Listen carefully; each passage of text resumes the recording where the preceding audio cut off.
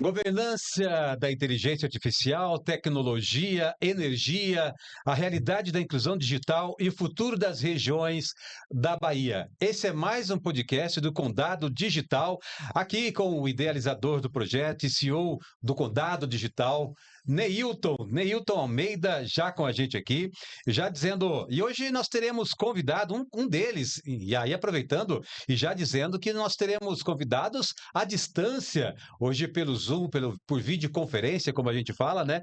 Temos o Micael, que o Micael ele é pós-graduando em tecnologia pela Universidade Federal da Bahia e tem realizado estudos e participação de fóruns e eventos na área da tecnologia pela necessidade do uso responsável e seguro da inteligência artificial. Mais tarde, se houver tempo, teremos mais um convidado, mas se o Neilton daqui a pouco quiser falar quem é e se ele vai conseguir entrar também, né? A gente traz aqui. Então, seja bem-vindo mais uma vez ao episódio do podcast Condado Digital.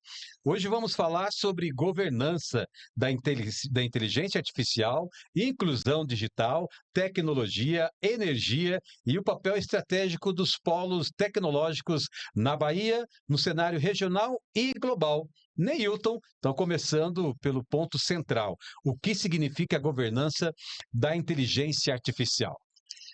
Boa noite a todos, boa noite, Odair. Governança da inteligência artificial nada mais é do que estabelecer regras, diretrizes, responsabilidades sobre o uso da inteligência artificial, é criar de forma segura, é utilizar e utilizada e distribuída de forma segura que venha a nos resguardar dos riscos e dentro dos parâmetros éticos que essa tecnologia que é nova e é recente nas nossas vidas, acho que a gente aprenda a usar ela de uma forma positiva, benéfica para todos, respeitando a todos e tendo em primeiro lugar a questão da responsabilidade para com o outro, evitar a todo e qualquer momento a questão de fazer o uso de forma indevida. Então, a governança da inteligência artificial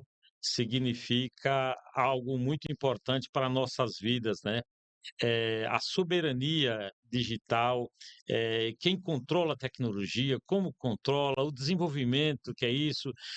Por isso, a governança da inteligência artificial é essencial para o uso com responsabilidade. Legal. E nós temos o convidado, você quer apresentar ele? Pode apresentar. Já apresentei, É, é o, continua. o Micael, ele é estudante da Universidade Federal da Bahia, ele estuda bastante sobre inteligência artificial, sobre governança, a responsabilidade da inteligência artificial, o dia a dia da inteligência artificial, quais impactos a inteligência artificial pode causar nas nossas vidas, no nosso dia a dia, e daqui para frente esses impactos serão cada vez mais reais, né? Positivos e negativos, a depender de como essa inteligência artificial é usada. E os polos tecnológicos digitais, a começar pela Bahia, eles chegam para isso, para fazer com que essa inclusão digital haja de forma responsável, inclusiva, que não deixe ninguém para trás, que as pessoas incorram muito menos em riscos desnecessários, que se use a inteligência com responsabilidade. E os polos tecnológicos digitais, eles têm por objetivo a inclusão digital, a autonomia digital com responsabilidade social. Podemos dar uma boa noite para ele começar a Podemos dar uma boa interagir noite. com a gente aqui. Micael, boa noite, como vai? Tudo bem? Prazer, menino estiloso, hein? Boa noite, Odair, obrigado. Boa noite a todos os telespectadores. Boa noite ao Neilton. É um prazer estar participando aqui desse debate, dessa conversa. A gente está tendo essa troca aqui relacionada à tecnologia. Para mim é uma honra estar participando aqui desse diálogo aqui.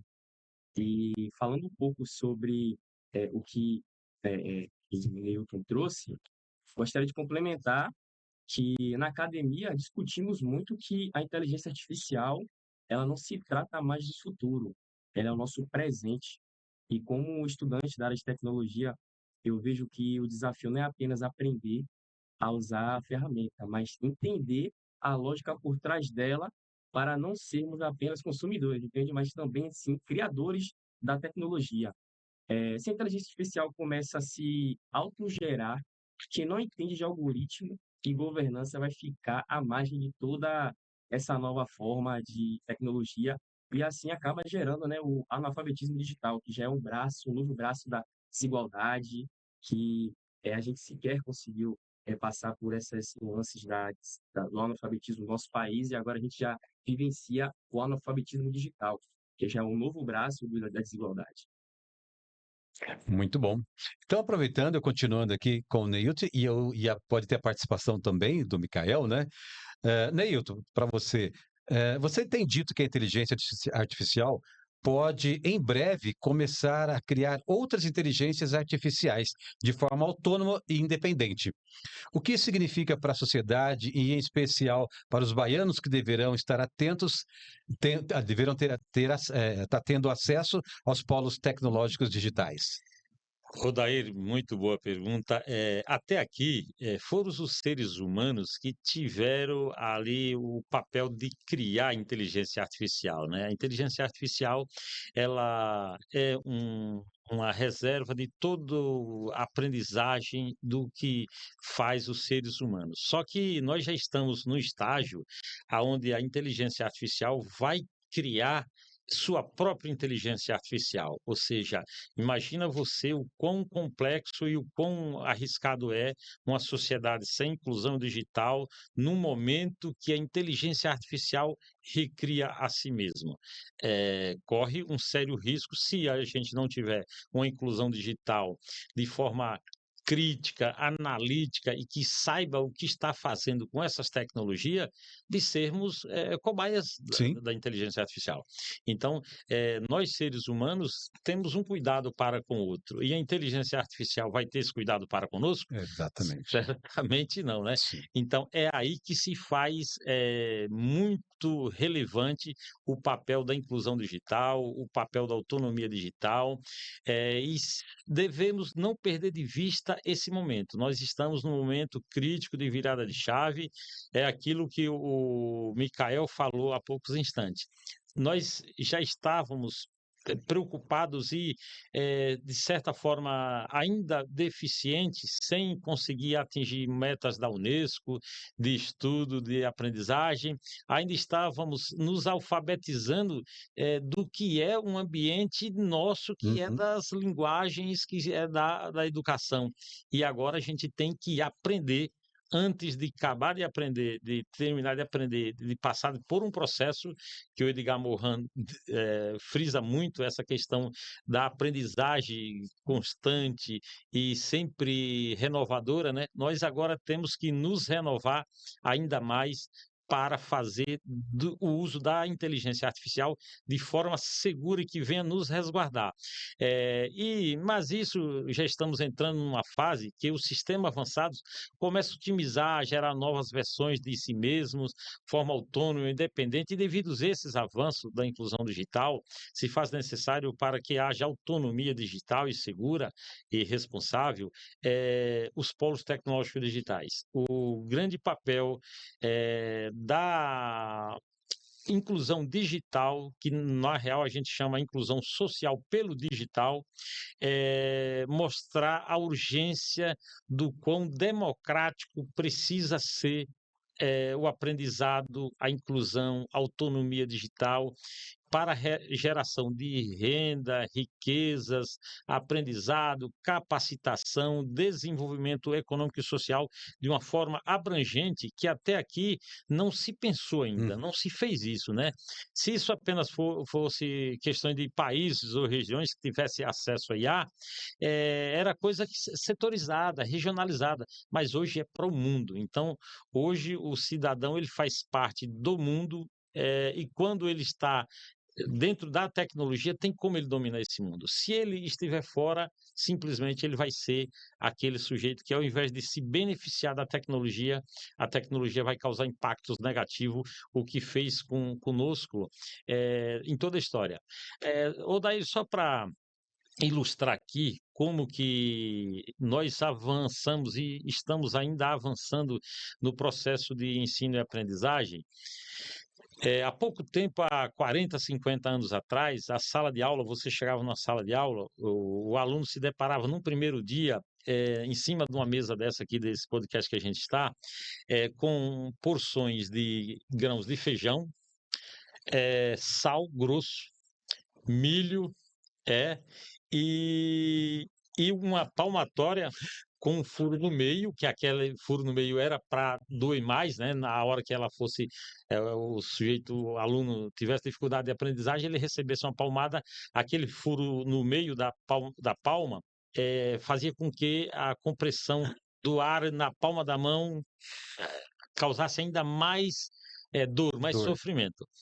Uma outra palmatória que era sem o furo, que era para os que saberiam um pouco mais. Na sabatina, era normal, na sala de aula, os alunos se reunirem em volta da sala e a professora conduzindo a aula. A maioria dos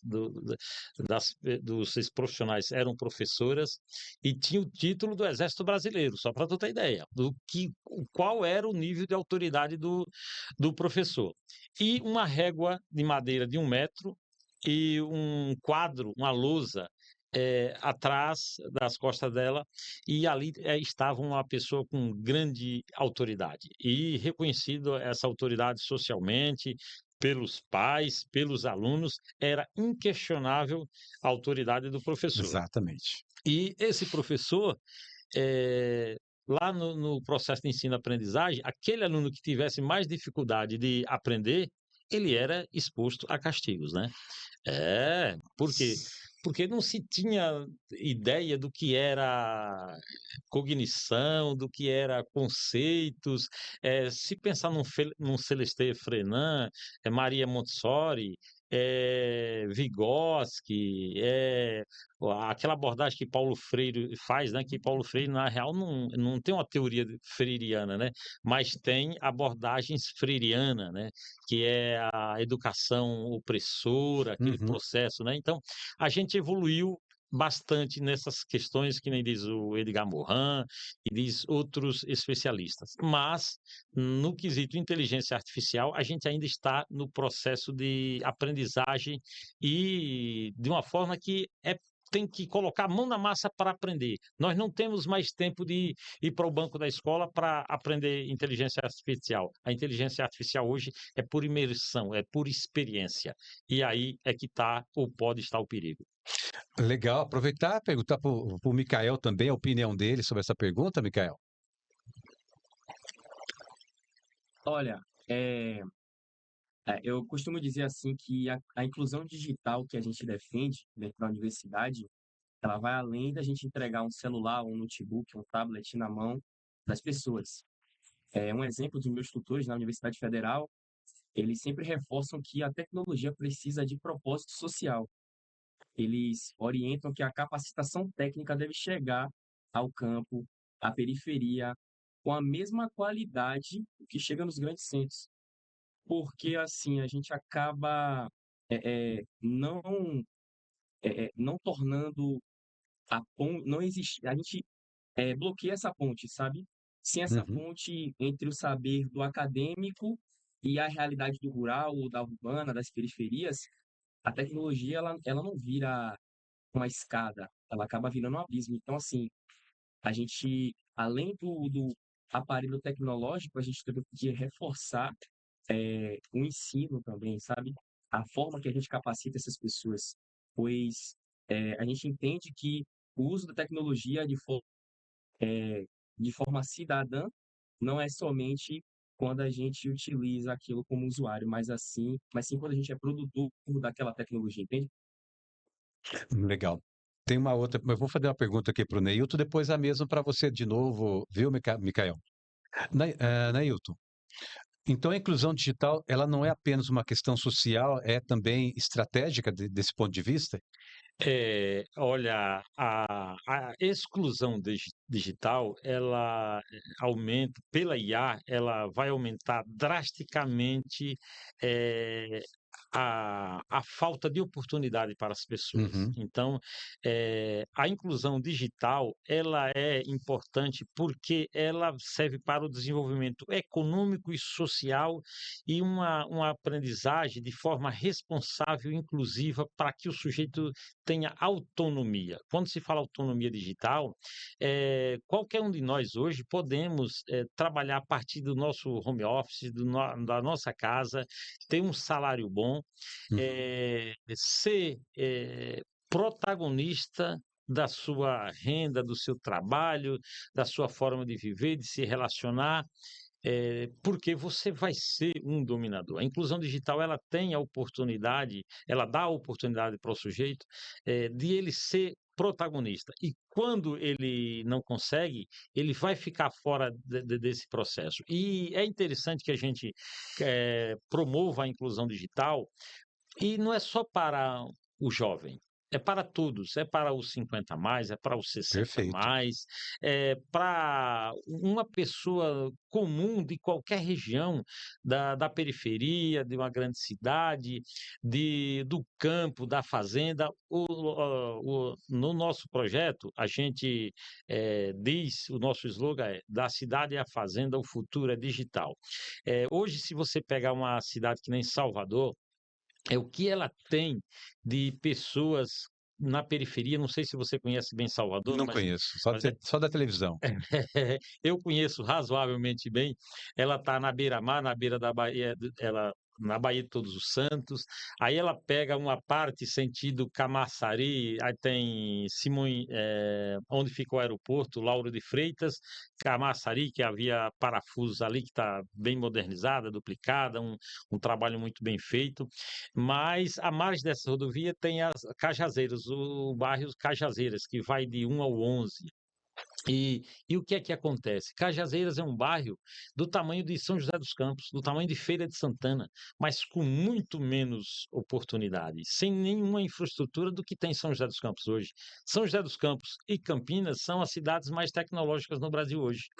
E agora imagina você, o cidadão que mora em Cajazeira, mora lá do lado de Simões Filhos, que nem Paripe, eh, que é perto, quem mora no Nordeste de Amaralina, quem mora no subúrbio ferroviário, no Valéria, na Palestina, o quanto de oportunidade esse cidadão, essa cidadã não precisa.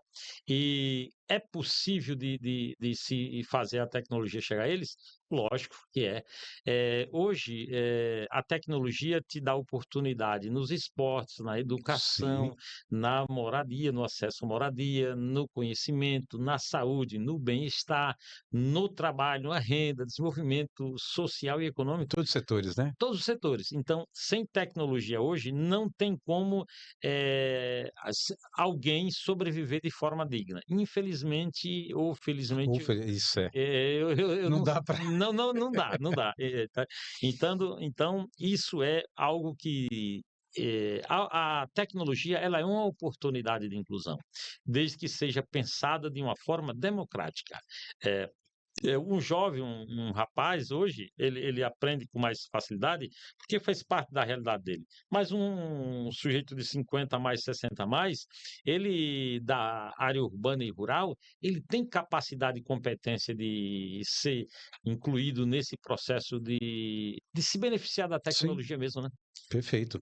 Aproveitando, essa opinião também, qual a sua opinião, Micael? É estratégica a inclusão social? Além de social, ela tem que ser estratégica, é isso mesmo? Sim, com certeza. Hoje, a relação entre o Estado e o cidadão é completamente digital.